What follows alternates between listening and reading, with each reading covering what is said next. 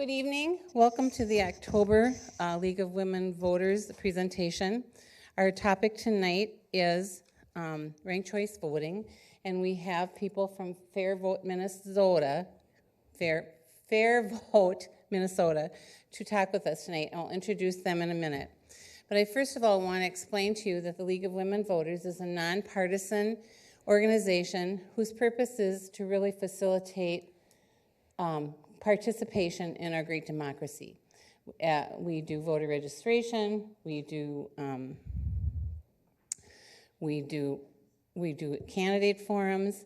We do monthly meetings where we often have presentations that the public is invited to on topics of interest, and we work really hard to be an important and viable organization for all of our communities. So tonight we are having ranked choice voting as a topic. We have 3 speakers tonight. Jean Massey is the Executive Director of Fair Vote Minnesota, or Ranked Choice. Actually, the agency is Fair Vote Minnesota, and the topic is ranked choice voting, honestly. Jean was is the Executive Director. She led a successful Better Ballot campaign to adopt ranked choice voting, and is a frequent media resource for communities that are interested in finding more about this topic. Jean has about 25 years of leadership in community work, and she was a Peace Corps member. My daughter was too. So the next speaker is Heather. Heather joined Fair Vote in 2017.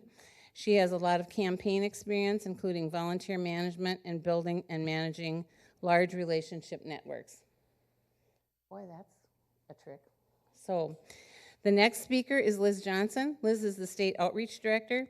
Liz brings extensive political and organizational experience to her role as the State Outreach Director of Fair Vote Minnesota. She helped found and still serves as a board member on the Vote Run Lead, a national organization that supports the aspirations of women who want to transform our country and our democracy. So welcome, the 3 of you, and I take it you will know when you each are going to speak, so come on up and tell us all you know. But I want to take a moment just to acknowledge the incredible work that I'm seeing the League of Women Voters do across the state of Minnesota this year. It is astounding, and kudos to all of you for getting people registered to vote, for hosting all of those candidate forums. I've personally been to several, and the League has done an outstanding job. So you're not just convening, you're really making sure that the right kinds of conversations are happening in communities across the state. So thank you for your work heading into this election cycle. And thanks again for inviting us to talk about ranked choice voting, which we believe is a really important election reform for cities and the state to consider here in Minnesota. So we're just going to jump right in. This can be a little bit interactive. If you have a burning question and you don't want to move on until that's answered, please holler. And we'll answer that. This is a pretty simple topic, but it tends to come with a lot of information, and we want to make sure that you're tracking all the way through.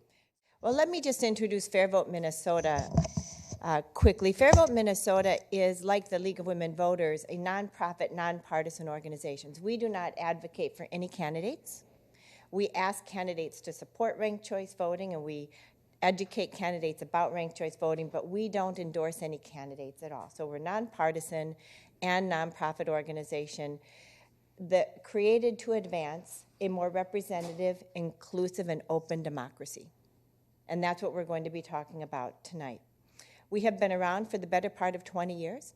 Ranked choice voting began in Minneapolis in 2006, implemented in 2009, so ranked choice voting has gotten a lot more conversation since then. But organizationally, we've been around for about 20 years, talking to communities about what it means to have better elections locally and at the state of Minnesota. Let me take a pulse here. Because you're with the League of Women Voters, I anticipate quite a bit of knowledge about potentially this topic than in some audiences. Raise your hand if you know a little bit about ranked choice voting. Raise your hand if you know a lot about ranked choice voting. All right, well, come on up then. We'll just share this load. It looks like many of you do, and now that we know that there's an observation society in the room, we'll have to go through this with quite a bit of detail to make sure that we're covering all of the points. Well, ranked choice voting is a voting system that ensures that the most popular candidate wins, in essence. And that's because a majority of the voters elects that candidate. It ensures that voters have the opportunity to rank the choices on the ballot, marking a first choice, second choice, and third choice, knowing that if your first choice is too weak to get through the runoff process, your second choice can count. This is a system that voters find very popular because it gets rid of the spoiler and wasted vote dynamics that we often see and always lets you vote your heart and your conscience. There's nothing worse than going into the voting booth, like many of us will again this year, voting for someone we may not believe in truly and fully, and not being able to vote our heart and our conscience. So ranked choice voting lets us rank our preferences on the ballot and ensure at the end of the day the candidate with the most support wins. These are the values that ranked choice voting advances. Ranked choice voting is a system that's more inclusive. It ensures that more candidates can run, so it gives voters more choice. Candidates can run, and the ranked choice voting levels the playing field because all candidates start out at an equal place. No one is a spoiler anymore. No voter goes in feeling like they're going to waste their vote. And that's most important because without choice, voters don't have the power to really elect the candidates that we want to elect. Ranked choice voting makes campaigns more positive because candidates have to reach out to voters for second and third choices. That means they can't try to attack their opponents without being punished for those attacks. And we have seen in Minneapolis and St. Paul that candidates that engage in negative behavior actually don't win the elections. So candidates have to be positive, sell their message, get as many first choice and second choice votes in order to win. And at the end of the day, it's more representative because more voters are helping elect those candidates. More voters are weighing in on that decision. Ranked choice voting engages more voters throughout the process because more candidates are in the race, bringing more voters out to the polls. And voters feel like they have a reason to always go out and vote for someone, not just against someone else. So all around, it's more engaging, and what we have seen in the implementations, not just in Minneapolis and St. Paul here in Minnesota, but elsewhere across the country, is that it's increasing voter participation and turnout. It's engaging that many more voters, which is at the core, of course, of the League of Women Voters mission. Excuse me, I know nothing about ranked choice voting, that's why. Is this only on the local level? Is that what we're talking about? We're going to talk about both local and statewide. Can you repeat the questions? Yes, she asked about, she's acknowledging that she doesn't know a whole lot about ranked choice voting. And, okay, well, we're going to get into the mechanics. So what happened, we're going to talk about what this means locally as well as what it would mean if we could adopt this at a statewide level. We're going to get into both conversations. So it's local, statewide, not national? National is a different conversation. You mean for presidential use, right? Which would be a different layer of this. We're far from that. There are many, many states that are now advancing to use this on a statewide basis, like here in Minnesota. But to use this for presidential elections will take several states before we can get to that level. And we know that many people want to see this implemented for our presidential race. So we can talk about how that would look like, and we'll kind of come back to that towards the end. It needs to start locally, okay? So it has to start there. Minneapolis, St. Paul have it. It made an extraordinary difference in their election. 20% more turnout, but it has to begin locally and go from there. So when you say local, you mean city? Right. Use in the city level. That's right. So right now, Minneapolis and St. Paul are the two cities in Minnesota that use ranked choice voting. St. Louis Park just adopted it this past May. We'll begin using it next year in 2019. And many, many other cities are now considering it. And we're going to list those here in just a minute.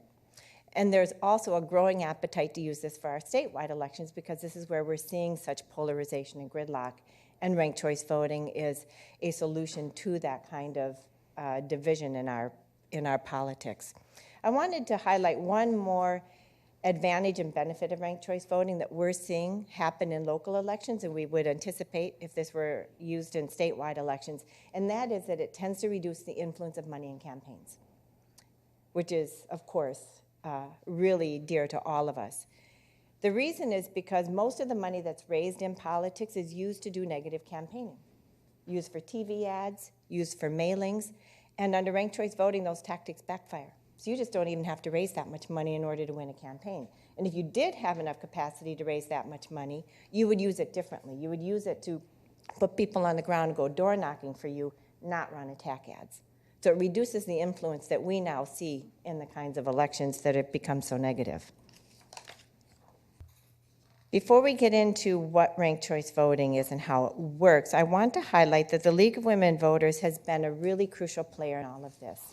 Back in 2004, the State League conducted a very exhaustive study looking at all different alternative, what we called them back then, voting systems, and compared them to the current system of plurality elections. And came out of that study with a very, very strong endorsement, with 90% of the membership endorsing ranked choice voting for local and state elections. That's very powerful. It was with that study that Fair Vote Minnesota at the time then worked with the community of Minneapolis. I was one of those people involved in that initiative and said, well, let's see if we can get this going in the city of Minneapolis. It was really based on that study that the League did that said this is a system that's worth trying. And the League of Women Voters of Minneapolis and then St. Paul actually endorsed it for their local communities and helped with those ballot measure campaigns. And it was with the guidance and leadership of the League of Women Voters in St. Louis Park, the St. Louis Park City Council just adopted ranked choice voting. So the League has been a key member, and if any of the communities here want to consider ranked choice voting, and I know Judy Fado's in the crowd from Coon Rapids, who's very keen on considering this in her community, and we can talk about that after this as well. For those of you who are not so familiar with ranked choice voting, I want to jump into the mechanics a little bit because then it becomes clear to everybody why the benefits are that we are talking about and how they play out. So here's a video from the city of Minneapolis. They created this in order in most to elections, educate voters you in only Minneapolis. vote for one candidate for each office. In most elections, you only vote for one candidate for each office. But in some elections, voters can rank 3 or more candidates for each office. It's called ranked choice voting. Here's an example of how it works. All of the candidates will be listed on the ballot in 3 columns. Make your first choice vote in column 1 by filling in the oval of the candidate you'd most like to win. Vote for your second choice in column 2 and make your third choice in column 3. That's all there is to it. Now let's see how the votes are counted. Let's say there are 4 candidates running for mayor: Asha, Zach, Omar, and Lucy. Once the polls close, we count all the first choice votes first. To be elected mayor, a candidate needs more than half the votes. In this example, Asha has more than half of the votes, so she's declared the winner. However, if no candidate gets more than half the votes, we start eliminating candidates and counting the next choices of those who voted. In this example, Zach is the candidate with the smallest number of first choice votes, so he is cut. We use the second choice votes on Zach's ballots and count those voters' second choices instead. If one of the remaining candidates now has more than half of the total votes, that candidate is declared the winner. If not, the next lowest candidate, Lucy, is eliminated. Her votes are now counted for the next choice on the ballot. Some of Lucy's votes went to Zach, who was already eliminated, so those new votes for Zach instead count for those voters' third choice candidate. We are now down to 2 candidates, and Omar clearly has more than half of the votes. That makes him the winner. That's how ranked choice voting works. For more information on ranked choice voting, visit our website. So let's look at this example here on the screen. We have 3 candidates, A, B, and C. The goal of ranked choice voting is to make sure that a candidate wins with a majority of the vote. That's 50% plus 1. It's a consolidated runoff. In this election, no candidate emerged with that popular support immediately in round 1. The top vote getter is purple with 41% of the vote. That's not enough to win. So rather than calling people back for a second election and asking for their second choices and advancing the top two, we ask people to rank, and in one decisive election, we can make sure that a candidate wins with a majority. So we have another round of counting, but not another round of voting. So in this election, light green is the least popular candidate, right? So let's just say that the people in these first 3 rows are all light green voters. They got to vote their heart, the candidate that really truly represented their values, knowing that their second choice would count if not enough people shared that interest in that candidate, which is true. So light green's defeated. All of your ballots now go on to count for your second choices. If you voted for dark green or purple, your first choice continues to count, right? We don't want our second choice to count until our first choice is out of the race. So we just go through that process of counting until one candidate emerges with a majority. It's simply a round-by-round counting process. How many of you have attended a political party convention at one time or another? Oh, good. All right, that's a good comparison then. You know how sometimes they can get really long? What they do at those conventions is count in rounds, eliminating low vote getters, going through another round of counting until someone emerges with that 60% threshold in the case of a political party convention. That's all we're doing here with ranked choice voting is counting each round until one candidate emerges with sufficient support to say they're more popular than someone else. Now, under ranked choice voting, the benefit is that by ranking, we don't have to ask voters to actually vote again. So if we use this in political party conventions, you can go back to your Senate districts next time you go vote and say, let's use a ranked ballot. We'll get out of here a lot faster, right? It's true, and there are now several Senate districts in Minnesota that are using ranked choice voting. Both on the Republican and Democratic side, you can use these for political party conventions. It's another good use. I saw another hand go up. It's true. So every voter gets one vote in every round of counting. And if you end up being the kind of voter that you're voting for those outlying candidates and ultimately for one of the remaining candidates in the final round, then your vote continues to count until that round. That's what's so powerful about ranked choice voting, is that it makes sure that your ballot has as much power as possible as an individual voter. That's the big benefit of it. Now, when you've got a big split field, this is a simple 3-way race. But I'm going to come back to a Coon Rapids example where you've had competitive primaries with 4 or 5 candidates, or 6. And you can still use ranked choice voting and in one decisive election determine that outcome. No matter how many candidates that is, ranked choice voting just goes through it round by round until one candidate emerges with a majority. My question is, okay, so you have 4, but you have people that only vote for number 1 and number 2 and don't vote for number 3. What happens to that? In most cases, that's sufficient. Most people are going to have their vote count at the end, even if they rank 1 or 2. But in some cases, when it's a really competitive field and it's 6, 7 candidates, if you only vote for 1 or 2 choices and that's your preference and you hate everyone else after that, fine. Then you just don't care who wins. However, most people do have a preference, and when we do voter education, we emphasize that, and that's all we do. Rank as far as you have a preference and give your ballot as much influence as possible. That gives you more power. Yes, if you don't have a candidate still in the race at the end, your ballot will be exhausted, and you want to minimize that. You really want your vote to count at the end. But it's the same as going to the primary and saying, well, heck, my candidates are out in the general, so I'm just not going to go back because I don't care who wins. So it's very similar. It can happen now. It can happen under ranked choice voting. But we want to make sure people rank as far as down the ballot as they can. So let's go back. And so can I just push this button and go back? Here's the essence of ranked choice voting for municipalities.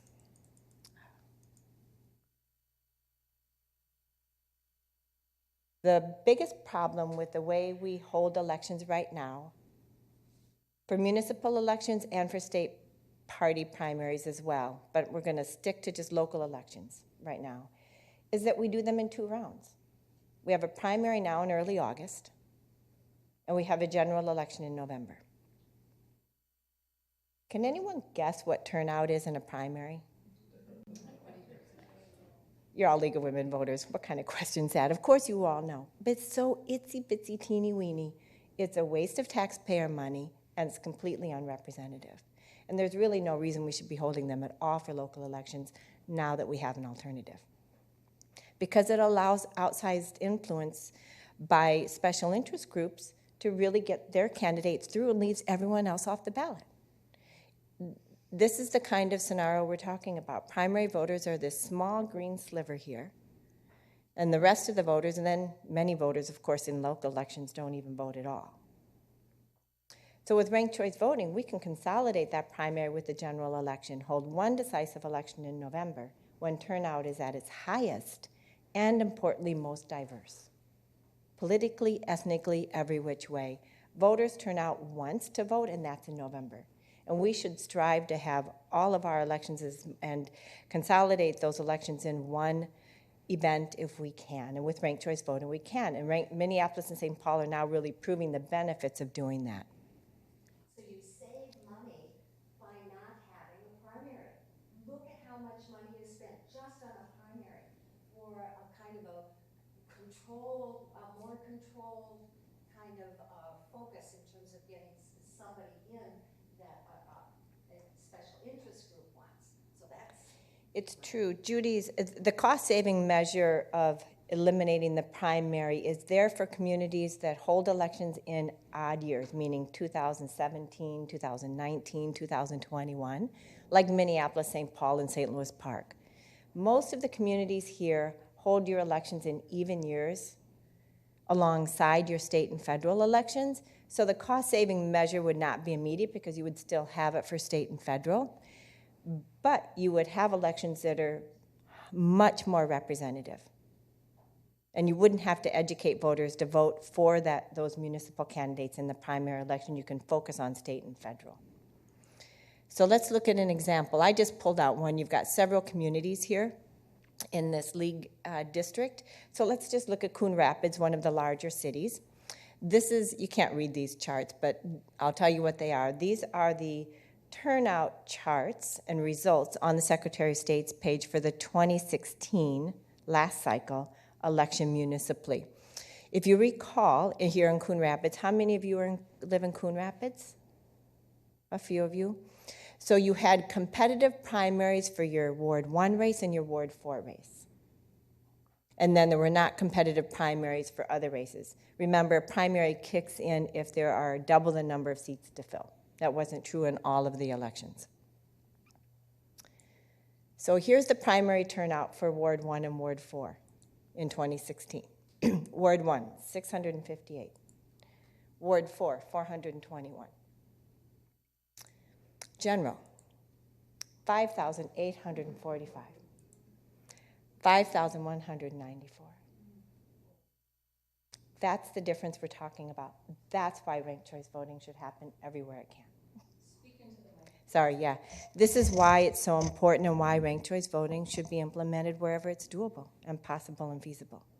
Because that difference in turnout speaks volumes as to who is electing your local leaders. It's very powerful, that difference. And we're seeing so many other benefits because of the consolidated election, having all those candidates engaged all in one election. Coon Rapids is not an exception. So if you think that your community, if you're not Coon Rapids, is any different or better, I can almost guarantee you it's not. I haven't looked at all the numbers specifically, but this is very common. This is typical, that difference in turnout. And that's why communities have moved to ranked choice voting. They have found the primaries simply completely redundant. So here's a chart of Minneapolis, which has now had 4 election cycles using ranked choice voting. So back in 1993, the city looked at the disparity in turnout between the primary and general election and said, we should do something about that. They did. They implemented ranked choice voting.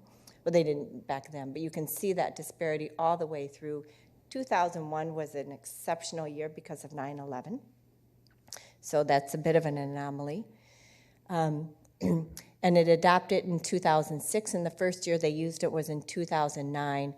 That wasn't a high turnout year because it was largely an incumbent year. There wasn't a mayor's contest citywide, not many council races that were very competitive.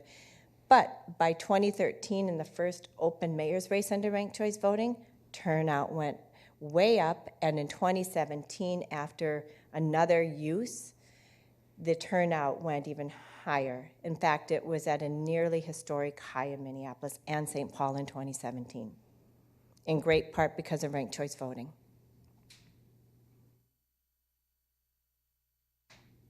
So let's hear about what voters think about ranked choice voting, and then I think I turn it over, right?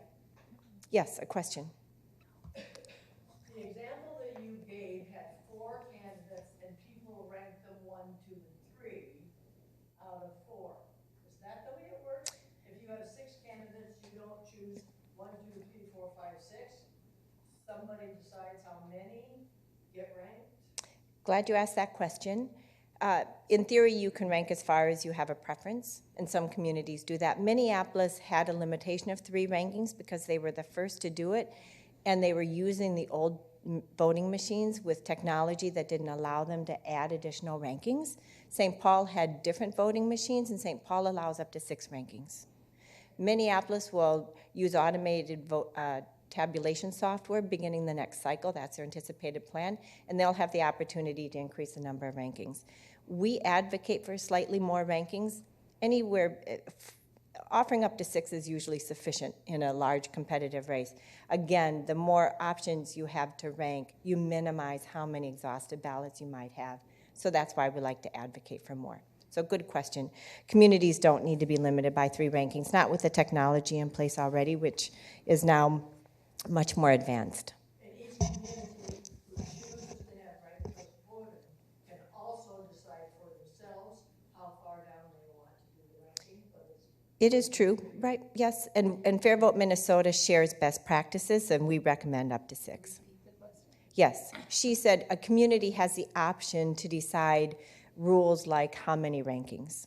You do in an ordinance, so a community will adopt an ordinance, a set of rules to implement ranked choice voting. The good news is that blueprint's already in place in Minnesota, and communities don't have to repeat the wheel. And we always advocate at Fair Vote Minnesota to offer up to 6, just to maximize that opportunity to rank now that that limitation doesn't exist. Minnesota actually has state laws that set up process for a city who decides to use ranked choice. It does not, and I'm going to, yes, she asked, are there state laws for ranked choice voting implementation? The answer is no. We want those state guidelines to be in place, and I'll come back and talk about that down the road. But cities already, Minneapolis, St. Paul, St. Louis Park is putting that in place right now. They just made up their own. Well, they're not made up. They're best practices. This has been now used across the country now for a couple of decades. So they're not just made up rules. They're very strong rules in place for how to conduct these elections. Yes, in the back. Wasn't there a few years ago in Minneapolis, they had up to 30 people running for mayor? And was ranked choice in place at that time? Yes, and Minneapolis has traditionally had very long primary ballots and long general election ballots when the primary was eliminated. But Minneapolis implemented a couple of important changes since then. Most importantly, it increased its filing fee and number of signatures. For $20, you can advertise your name on a general election ballot in Minneapolis, and everyone wanted to be on the mayor's list. Everyone. Didn't happen in a council race or park board race. I want to be mayor. No matter if I went and knocked on one door or not, I want my name on that ballot. And for $20, I can do it. So Minneapolis said, well, that's enough foolishness. So we'll increase the filing fee to $500 or signatures. So you don't need money to run, but you do have to show some shoe leather if you're going to run citywide for mayor. Fair enough. And so that decreased the number of candidates by half going into 2017. Yes? The examples that you put up, 2 questions. You're getting way ahead of me. The answer is yes. And can I come back and describe all of that? He's asking about there are different constellations. In fact, I'm glad you raised this question. He asked, is ranked choice voting used in cities that hold it in even years and have a mixed ballot, those with at-large vote for 2 at a time versus single ward elections? When you look at all of the different kinds of election constellations in Minnesota, there's every which kind. And then we asked the question was about ranked choice voting being a big change to our system. We already do elections very differently from community to community to community because communities have different preferences for how they really want to conduct their elections and be representative. Ranked choice voting works in all of those constellations. That's the short answer, and I'll get into the longer answer later. So let's hear what voters in Minneapolis have to say, and we have seen video from cities across the country of voters who use ranked choice voting, and we see very similar experiences. So let's hear it from them. I did rank my choices. I ranked it and it was really easy to do. It was pretty easy. There was nothing that was challenging about ranked choice voting. It was very clear how to rank my choices and which candidates were available to me. There's been a lot of education about it, so I really knew what to do. I gave 1 to the people that I really want them to win, and then I gave 2nd the people that I really want them. If my person didn't get it, the next person I wanted to get that vote. I've been following this election, and I was able to put down the candidates that I thought were best going to serve Minneapolis. It gives you more option. It makes you think about who do you want to choose first, who you want to choose second, and why. I think it made it more thoughtful for me. It caused a little bit more thought. It allows me to vote my conscience first, and then my slightly more electable conscience second. You're able to actually choose your first choice, even if it's a reach. Ranked choice voting did change the way that I voted. I was able to vote with my heart, my head, and my gut, whereas usually I would just have to vote with my head. It allows you more choice because often, your first choice in candidate isn't always necessarily going to win. With ranked choice voting, you can make your voice heard across all the candidates that you know you could support in greater or lesser degrees. The ballot is a lot different than it would have been. There would have been a Republican, a Democrat, and whatever else. And in this case, we're not voting for a party, we're voting for a person. It's not just a one or nothing kind of thing. It's a little more nuanced is what I'm trying to say than just a simple vote for this or that. I like that the candidates have to really appeal to people beyond just their base. They seem to talk about things in a constructive fashion. Dare I say it injects a little bit of positivity into the race. I get to support candidates that support different values that I have as an individual. New ideas can be presented that couldn't be presented if you had to get a quorum in a convention or something. It's much more efficient. Okay. You don't have to do primaries, right? It's very practical. It just feels like you have more choices and a better way to affect the actual outcome. It feels like you're having a bit more say. I want to make a difference locally, and this is how I can do it. I think it'd be a good idea everywhere. That's what I'd like to see. Yeah, I mean, even nationally, federally, that would be great to give third-party candidates a better shot. Absolutely. Give everybody choice. Give them opportunity. Those are voters from Minneapolis. We have video from St. Paul and again in other cities across the country that use ranked choice voting. And I'll just highlight a couple of statistics from Minneapolis because it demonstrates just how easy this process has been for voters and for candidates. The most common question we get is this confusing for voters? I think the voters answered that for themselves in this video. And we know from polling voters and from how deeply they rank that voters find this process very simple. It comes with some voter education. You don't want to surprise the voter with a ranked ballot all of a sudden. You want to make sure they're going into the voting booth prepared. But voters find ranking very straightforward and simple. They rank their heart, they rank their second choice, and they rank their third choice, and so on. In 2017, almost 90% of voters in Minneapolis ranked their ballots. So it wasn't confusing to them, and they did it successfully. The ballot error rate was 0.0001, right? It was really, really small.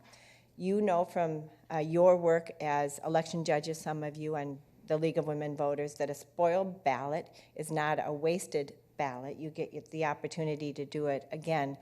The spoiled ballot rate under ranked choice voting is marginally higher than under traditional election. And again, I think in your capacity, you know that the most confusing election for voters is a partisan primary. That's where we see the most spoiled ballots. Ranked choice voting comes way in under that. So we know voters are adapting quite easily to ranked choice voting process, and they like using it.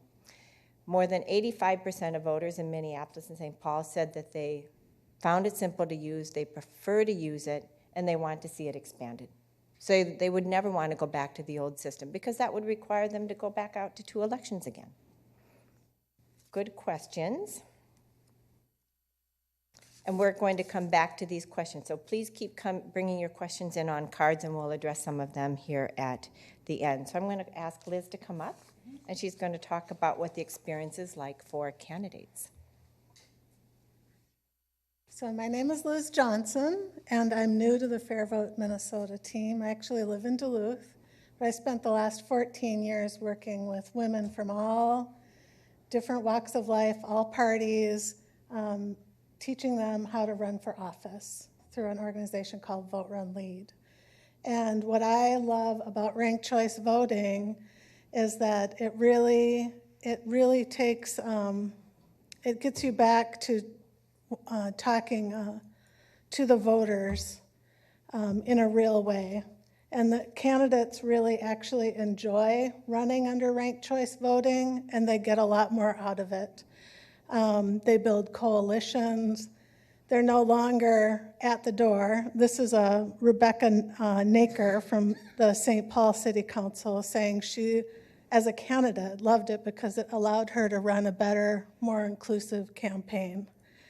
And when you teach people how to run for office under the current system, it's very polarizing because you have very limited time, you have very limited resources. And so when you go to the door, you carve your turf to talk to a certain segment of the community that you think is most likely to vote for you. And when you go to the door, if they say they're not voting for you, you walk away. Under ranked choice voting, this is what happens. You say, Jean, I know you're not going to vote for me, and you're going to vote for George no matter what, but just think about it. You know, George and I actually care about a couple of the same things.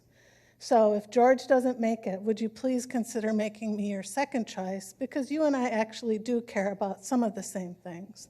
I know he's your favorite, but it forces these shared values conversations in the community. And it's why when Jean was saying earlier how negative campaigning backfires, that's why it backfires. Because the successful candidate will have the most second choice votes, which means they had the most conversations and people are really talking about their values at the doors. So I really get excited about that because it's really a democracy building activity then. Right now, people just get discouraged, fed up. They say, no, I'm just voting my party, that's it. And, well, we see where we are right now. So I want to add, too, that 93% of polled voters said that they felt candidates did not engage in negative campaigning in 2017 in the Minneapolis local elections. Like, when was the last time you heard that? I mean, you guys know. St. Louis Park is the most recent city to adopt it, my hometown. I'm very proud that they did this. And the city council there adopted it by passing it through a unanimous vote of the council instead of taking it to a ballot. And they cited the number one reason for their vote to do so was that if they're going to say, as part of their work and what they value as diversity and inclusion, then ranked choice voting is a logical system to promote inclusion and equity and diversity in the elections. And we can't have non-diverse elected bodies anymore, especially in the Twin Cities metro area. It's just not good for democracy. Communities all need to feel like they have some skin in the game, and that will make for the best decision making. Ranked, this is the Zaylor Stout from the St. Louis Park Human Rights Commission, who said, and I think it's worth actually quoting him, to say ranked choice voting creates an even playing field for all candidates, especially candidates who have been historically excluded from the electoral process and from elections. And so when you have 6 or 7 people on your ballot, you know, there's going to be 5 or 6 people that lose. But everybody felt like they were part of the game, you know, not that somebody else picked who's on the ballot, and I don't know them. But if if you combine it with these conversations and these kind of campaigns that are more values-based oriented, I just feel it's such a great thing for us to be doing at this time, just like to build our democracy. And, oh, that was Deb Brinkman. Let me go back to her. How many of you know Deb Brinkman? So I don't know Deb Brinkman, but the Fair Vote team loves her.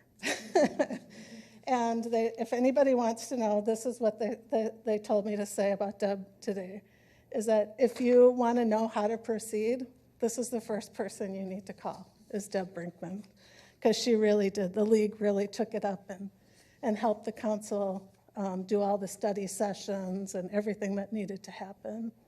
And Jean will talk more about that later. And so ranked choice voting is growing. I'm the new state outreach director. Bloomington's headed for it. Minnetonka's talking about it. Hopkins, Red Wing, Brooklyn Park, Rochester is headed towards it.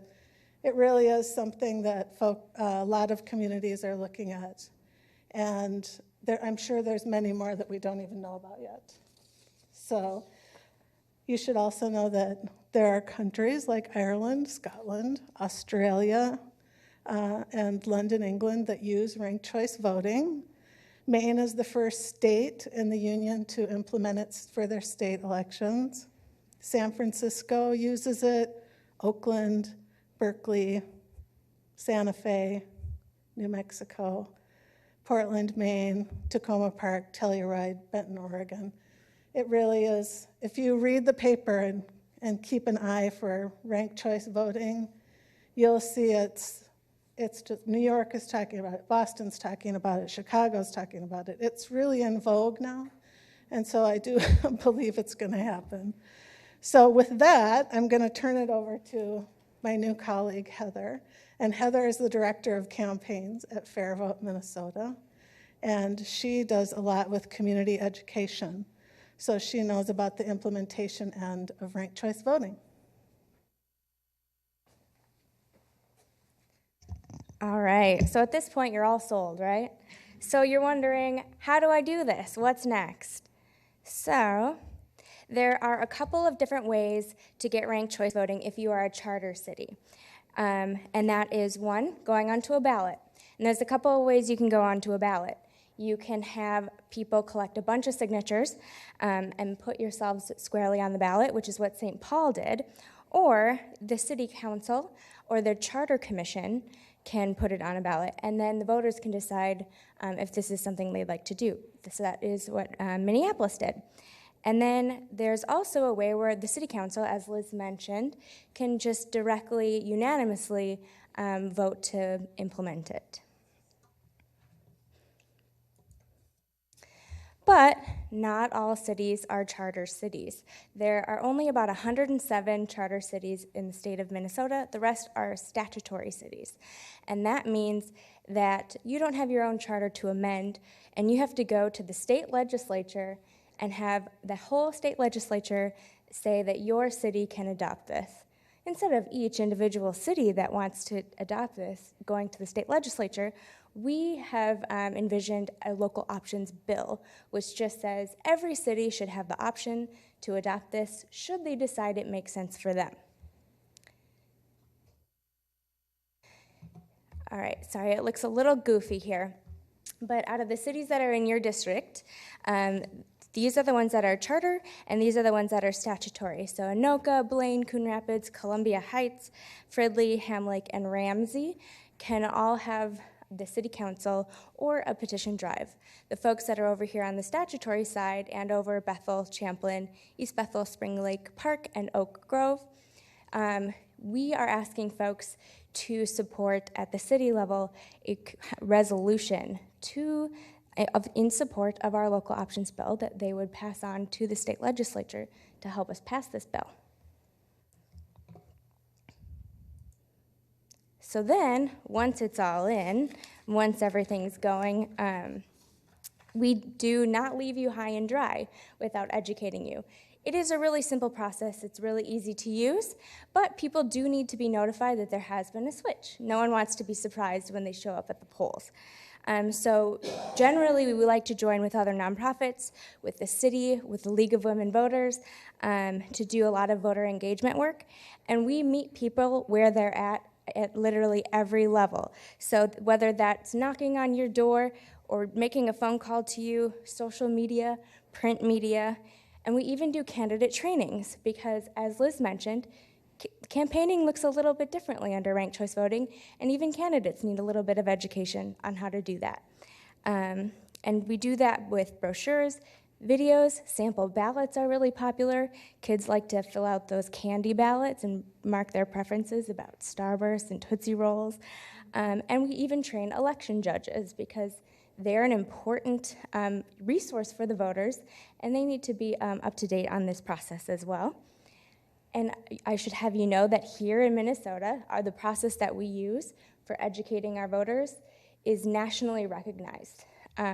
So we are lucky to be in this state.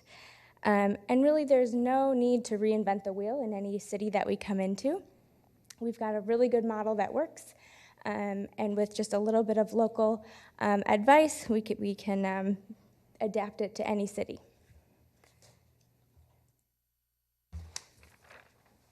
And Jean again. The blueprint, coming back to some of the questions about how this actually turns into a set of rules for communities to do. As Heather emphasized, there's no need to reinvent the wheel with ranked choice voting. Minneapolis and St. Paul have a very, very solid process in place. The key components of that are an ordinance. That's essentially the set of rules for how you'll conduct your local elections. Those rules, again, are not in state law. They're in local law. You've got an education outreach plan. Most communities do. St. Paul, Minneapolis, and St. Louis Park coming up all will conduct basic outreach to voters. We advise communities to do one important thing when educating voters about this kind of change, and that is to send a mailing to all voting households with their sample ballot. Have them practice it, fill it out before they go to the polls, and bring it to the polls with them.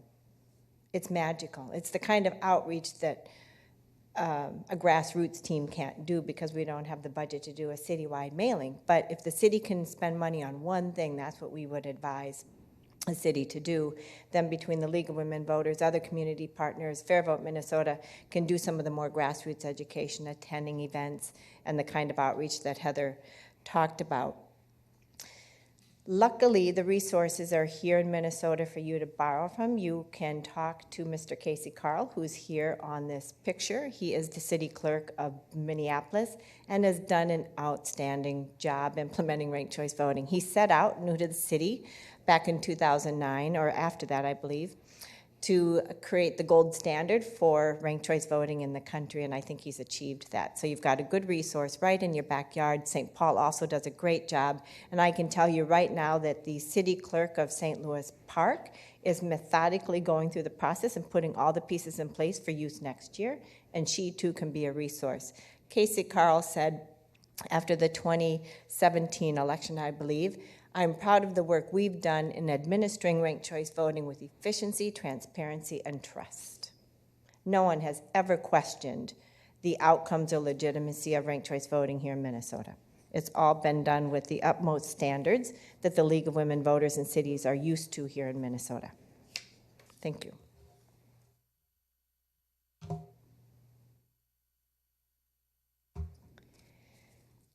So we had a question earlier about what this would mean if we were to adopt it statewide. Change does happen at the local level. It's where we are most connected to our community. It's where we can enact change. And the kind of benefits that ranked choice voting produces locally is worthwhile all by itself. If ranked choice voting never happens statewide in Minnesota, all the benefits that communities are now experiencing with ranked choice voting will have been worth it. The community by community initiatives that are beginning to happen in Minnesota is not just a vehicle to statewide, although that is the vehicle to statewide. It's good in and of itself, and we encourage all communities to consider ranked choice voting, and if it's right for them, move ahead to adopt it. Not all communities will. That's just fine, but it certainly is worthwhile that all communities have the opportunity to consider it. So what would it mean for statewide? Well, we know that once voters have an opportunity to actually rank their ballot and feel empowered by that process, they never want to go back, and they want to see it move forward. And they certainly want to see it used statewide and federally. 70% of voters, when we poll them, say, yes, of course, let's keep this going. So we know that desire exists. And why is it that people are feeling the kind of need for change at a state partisan level? A large part of that is because we've become so divisive and hyper-partisan in our practice of politics, so negative and acrimonious, as Liz was pointing out. Many feel like we're reaching a breaking point with how we're practicing our politics, and a two-party system is outmoded and no longer fits the kind of choice that voters are demanding. Ranked choice voting is not the only, but a big solution to the kind of a hugely divisive and polarized system that we've become. And voters are very eager to see this kind of change impacted at a state partisan level. Maine became the first state to use this, as Liz pointed out. They began using it in their primary this past June without a hiccup. Statewide, for their state partisan primaries, both Republicans and Democrats used it to determine the candidates who had advanced to the general election on a partisan basis. Turnout soared, not surprisingly. All those candidates were engaged. Voters felt empowered by ranking their ballots. And Maine used for the first time the software that accompanies the voting equipment that we use here in Minnesota. Some of you may know what that's called. It's ESNS. And now there's software to actually tabulate the results, and it was instantaneous, just a push of the button, once I got all the ballots back from rural Maine. But the voting results themselves were quick and efficient and transparent.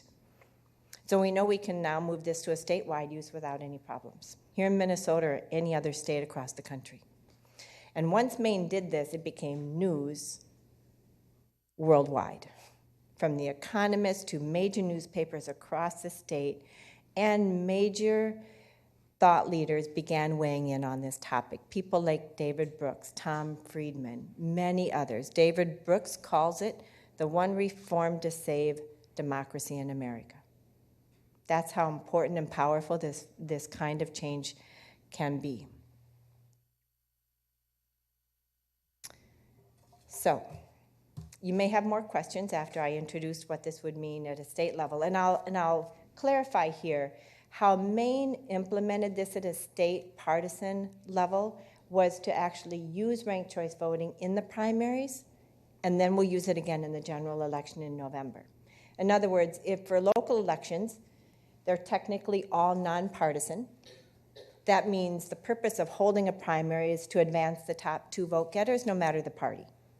Even if they have a partisan leaning, it's simply to advance the top two vote getters. In those scenarios, you can consolidate the primary into the general election and just hold that one decisive election. In a state partisan race, there'll need to be some step in the process to vet before getting to November. Minnesota is very similar to Maine. If we adopted this statewide, the most logical model would be to use it in the primaries. Unfortunately, the turnout is low, but we would bring in more voters. Use it in the primary to ensure majority winners at that step. And then in the general election, to again ensure majority winners in that step with many candidates on the ballot. Let's look back at the primary in the Democratic Party here in Minnesota this past August. How many races had many candidates on the ballot? Highly contested. And in none of those races did candidates emerge with a majority of the vote. Not for governor, not for attorney general, not for CD8, not for CD5. There were several legislative races with many candidates on the ballot. In none of those races did candidates emerge with a majority of the vote. Votes were split all over the place. Many voters went in feeling like, well, I have to be strategic with my vote because if I vote for the candidate I really like the most, I may waste my vote. That's no way to run an election or a democracy. So we could use it in those contested races in a primary. Again, ensure the most popular candidate wins, the candidate with the most votes. And then again, in the general election where we could have genuine third-party participation without the spoiler dynamic. That's what democracy is about, and that's why people are excited about the potential for this at a statewide level. So I'm going to entertain some questions, and if you've got any others, please bring them forward.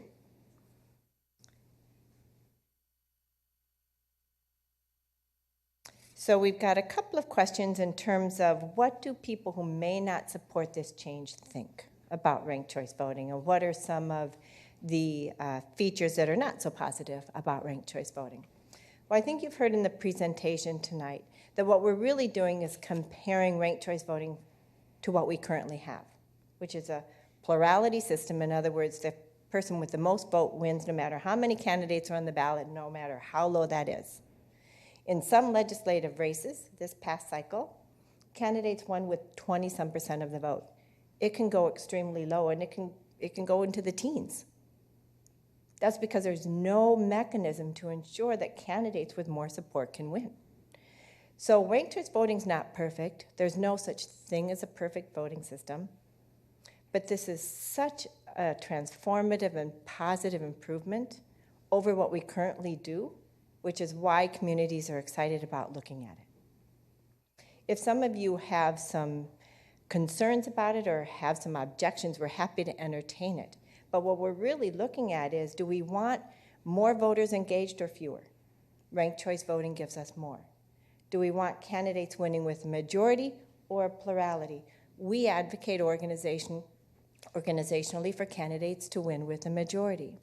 Do we want candidates to be expansive and inclusive and reach beyond their narrow base of support and engage more voters and have a much more representative and be accountable to a broader swath of voters when they take office? We think that that's the right way to run a democracy. So again, it's not perfect, but on almost every measure, when you compare what ranked choice voting can achieve compared to what we're currently doing, we'd be foolish not to consider this. It doesn't mean every community thinks that this is the right timing or right for them, but we certainly want to afford communities that opportunity.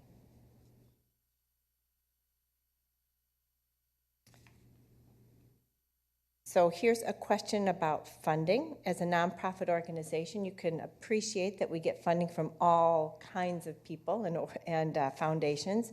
So we primarily fundraise at a individual level. We do a lot of community events, a lot of fundraisers. I'm going to showcase 2 of them here before we end tonight's presentation.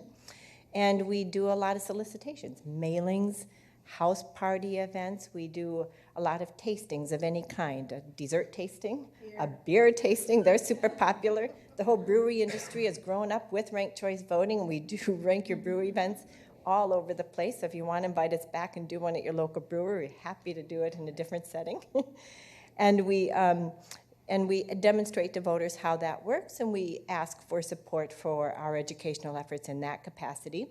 And then we get organizational funding as well from foundations. Whenever we engage a community in this process, we often get money from those community foundations, the Minneapolis Foundation, the St. Paul Foundation, the Duluth Foundation.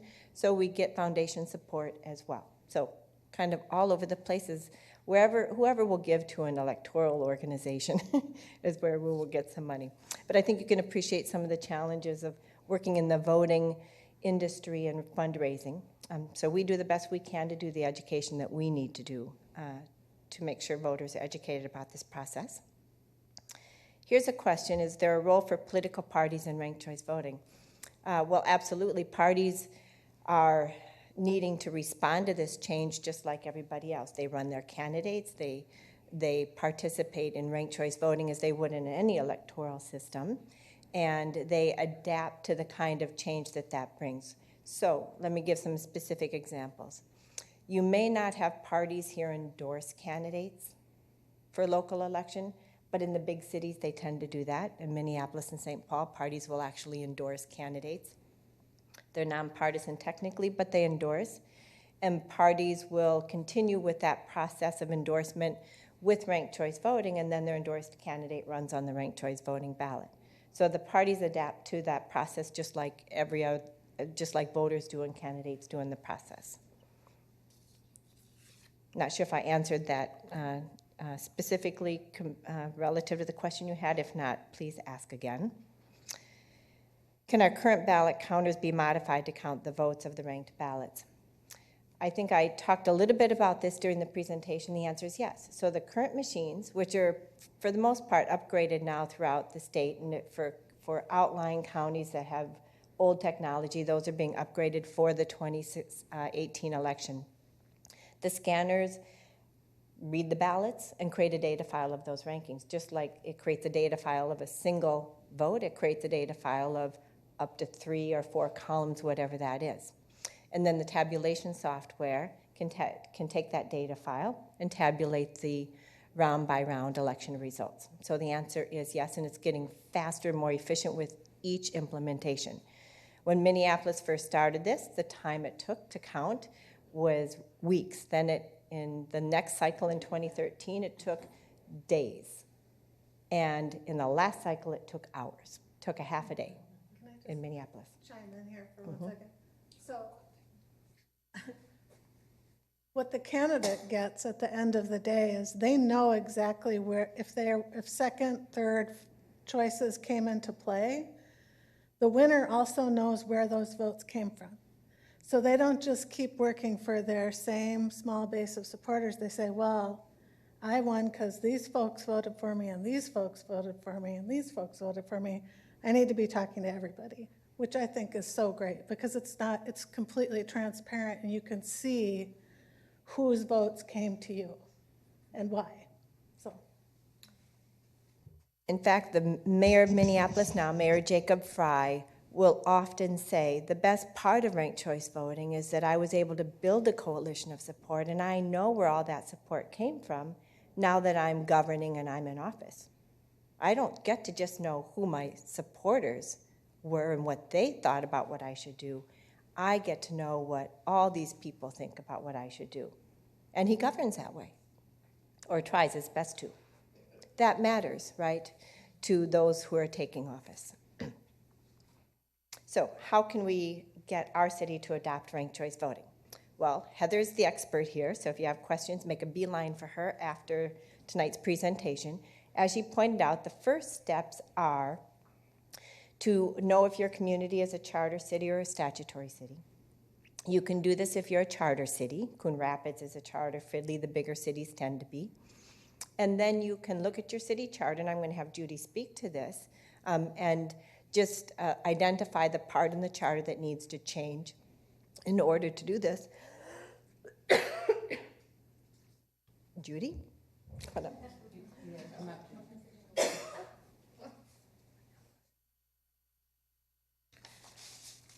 Well, I became keen on ranked choice voting after seeing a notice in the newspaper that there was going to be a ranked choice voting event at the Red Stag restaurant downtown North Minneapolis. And something online led me to be interested besides that. So, are you feeling politically homeless? Are you tired of negative campaigns that don't address issues that are important to you? Do you have trouble electing a candidate who represents most of your views? Do you wish for representatives who are responsive and accountable to the voters rather than other interests? Have you ever said, why bother to vote? Have you ever cast votes against a candidate or instead of for a candidate? So this intrigued me. I went to this event, and it was very interesting. It was rather jolly. People were judging which beers from which brewers were their favorite. But it was a very good example of how the process works. One of the things that that was very interesting to me was that I figured out that the process of campaigning would have to change to be involved in ranked choice voting. First of all, the candidate will have to listen to the people, have listening events. Secondly, then they base their forum on what they heard from the people. Third, they have to talk on the issues. They have to debate on real issues, not on they can't base it on attacking a candidate, because once they begin attacking the candidate, they immediately lose a component of people that will take them out of second or third choice if they're attacking their first choice candidate. So the process will have to change. And little by little, I've been connecting with Deb Brinkman, who is pictured up here. This is one smart woman who is articulate, and she has given to me, she and I have talked for several hours. She has given to me a 3-page small font process recording of how she was able to initiate ranked choice voting in St. Louis Park. So I have this in my possession. It will be something that I will be working on during the winter, and I want to work on, I'm from Coon Rapids, and I'm eager to work on a process of either, approaching the city council, and maybe doing, what do you call it when you get a list of names? Petition. Thank you, getting a petition going. But, so this is what I am interested in doing, and I'm not sure, what did Jean ask me to talk about in terms of the charter? Yeah. Okay, so that kind of gives you a little bit of a simplified what my approach would be. So.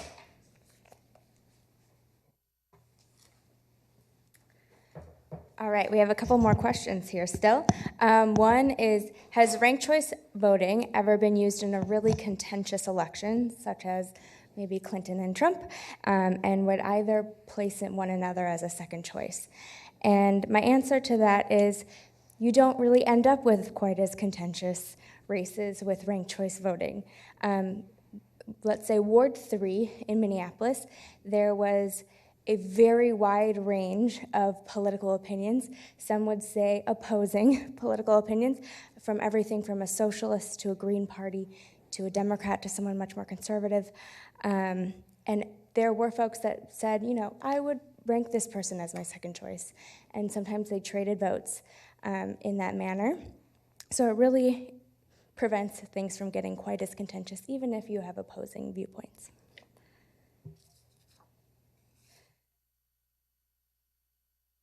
All right, Jane, I'm not quite sure which one all you have looked at here. Did you get them?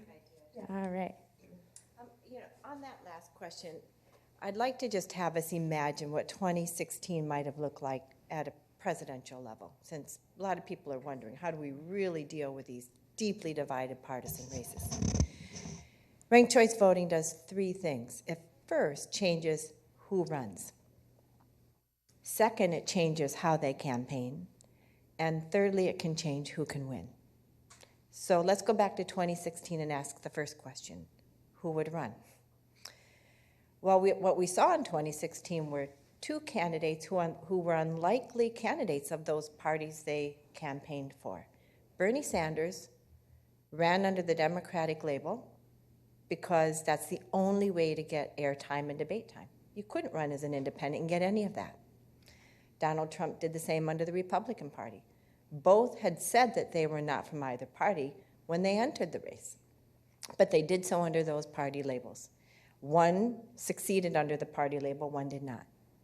Under ranked choice voting, we might have seen a scenario like this. In the general election, Bernie Sanders is an independent party candidate, Hillary, and it might have even changed what Democrats chose to run, but just let's work with the candidates that we know ran. Bernie is an independent candidate in the general election. Hillary is the endorsed candidate for the Democratic Party. Donald Trump is an independent candidate. One of the other contestants in the Republican Party, Marco Rubio, because he was the candidate of choice here in Minnesota. And Michael Bloomberg, perhaps. He wanted to run, but said he didn't want to spoil it for Hillary. So imagine that rich choice on the ballot in the general election in November of 2016 and the power to rank our ballots. We would have seen who would have emerged in that process, but everyone would have had someone to go out and vote for. What we saw happen was that at least half of the voters stayed home because they didn't believe they had a choice on the ballot that represented their interests. And that's a deep part of the problem of our democracy.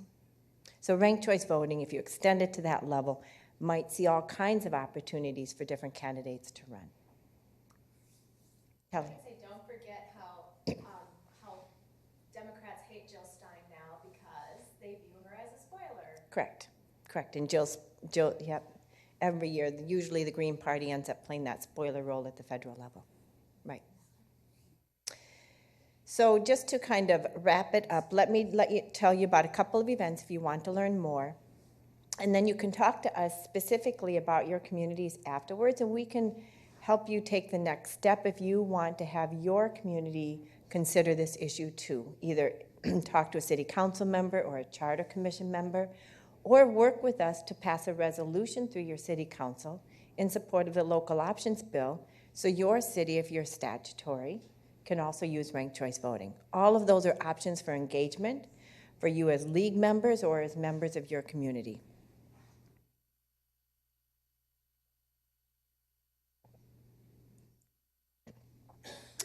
So coming up at the end of the month is Senator Dave Durnberger. He's coming out with a new book in just a few days. Yes. It's out already. Yes, it's out already. But the big launch is in a few days on the 16th. And he's going to be doing a conversation with us. Columnist Lori Sturdivant will be interviewing him on the topic of a return to progressive partisanship and the ability for the parties to work together. He advances all kinds of ideas in his book, and one of those key reforms he talks about is ranked choice voting and the need for that to get to a better way that we conduct our partisan elections.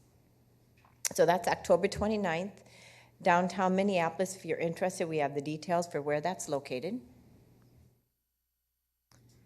And then on December 2nd, we are bringing to town Harvard professor Michael Porter and business executive Catherine Gale to talk about their analysis that they did over a couple of years, a very exhaustive study once again, looking at our declining economic competitiveness worldwide and how that's tied to our declining political competitiveness, and how ranked choice voting is a solution to that declining competitiveness and injecting more competitiveness in our elections.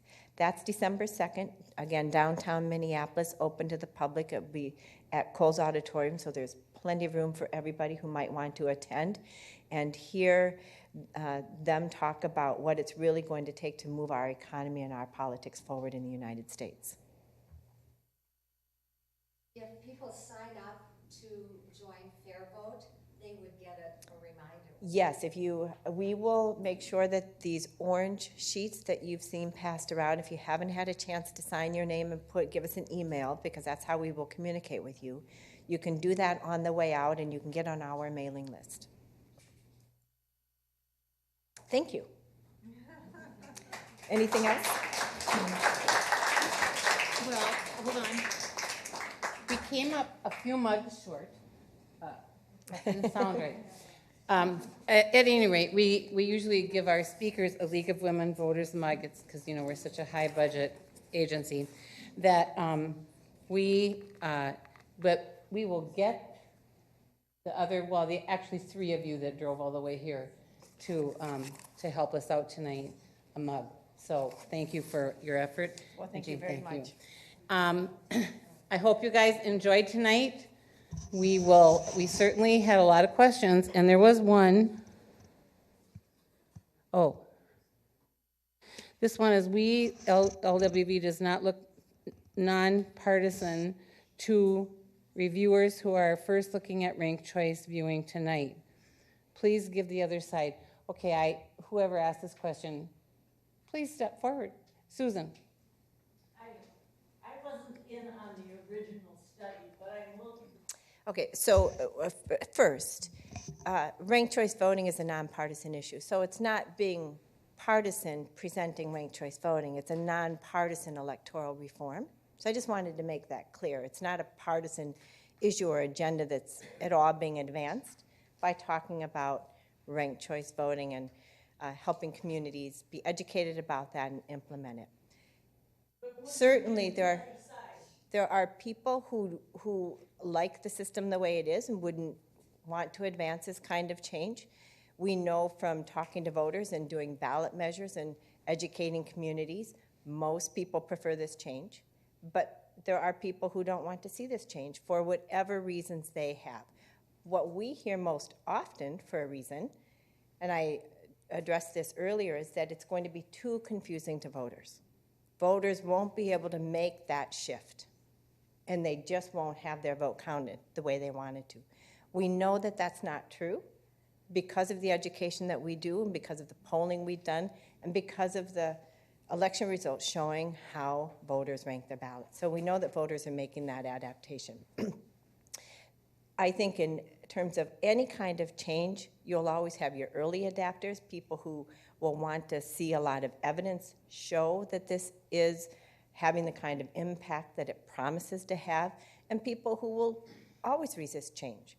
So you've got that constellation of people who would advance an idea like this. Much like the smoking ban, it didn't just happen overnight across the state of Minnesota. It happened community by community, conversation by conversation, and making sure that people were supportive of that change as it happened. Similar to a change like this. What we find in terms of people who are most strident and wanting to keep the system the way it is are people who are tied to the inside of the parties for the most part. It's not surprising.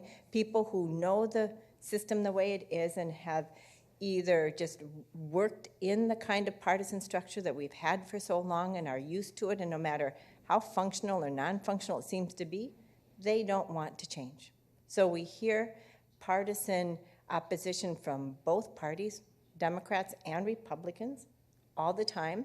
But when you ask voters about this change, voters will say, yes, this is the kind of change I want to see. Does that better answer your question?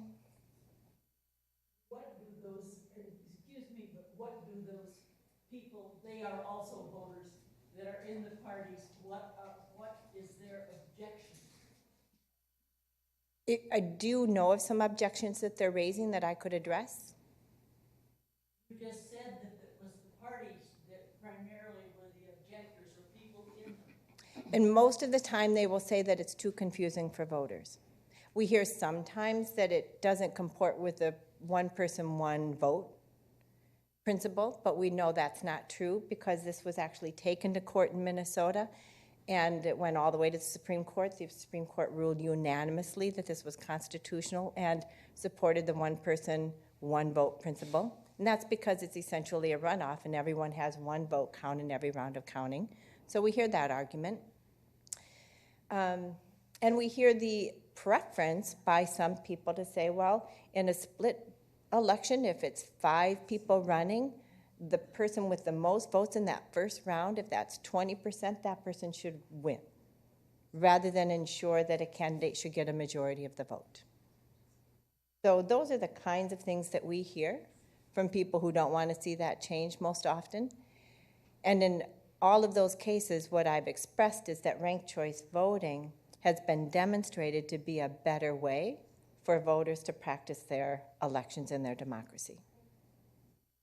Yes, I'm sorry, but I still haven't, my original question, I still haven't figured out how we allocated the 21 votes, who got 9 and why, and who got 12 and why. Okay, well, let me just take an opportunity to walk through that process with whoever may still be a little bit confused about how that works, and happy to do that after the presentation. I think I would put it in the brochure as well. Oh, well, that's a good idea. That's a great idea. We can certainly do that, and we'll make the slides available for your public dissemination. Right. I think they'll be a part of it. Sure. Sure. All right. Thank you. Thank you all.